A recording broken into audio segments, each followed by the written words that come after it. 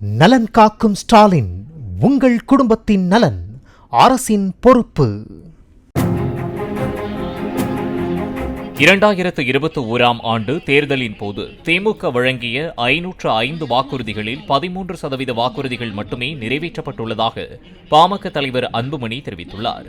திருவண்ணாமலை மாவட்டம் போளூரில் உரிமையை மீட்க தலைமுறை காக்க என்ற பிரச்சார நடைபயணத்தை மேற்கொண்ட பின் பேசிய அவர், தேர்தல் நேரத்தில் பணத்திற்கு மயங்கி மக்கள் வாக்களிக்க வேண்டாம் என்றும் கேட்டுக் கொண்டார்.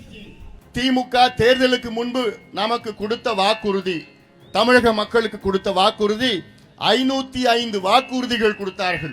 வெறும் 66 வாக்குறுதிகளை நிறைவேற்றிருக்கின்றார்கள். முதலமைச்சர் ஸ்டாலின் அவர்கள் ஒரு நாளைக்கு என்ன சொல்றாரு? நாங்கள் 90 விழுக்காடு வாக்குறுதிகளை நிறைவேற்றிவிட்டோம். அடுத்த நாள் 95 சொல்றார், அடுத்த நாள் 98 சொல்றார். ஆக எத்தனை விழுக்காடு வாக்குறுதிகள் தெரியுமா திமுக நிறைவேற்றிருக்கின்றார்கள்? வெறும் 13 விழுக்காடு.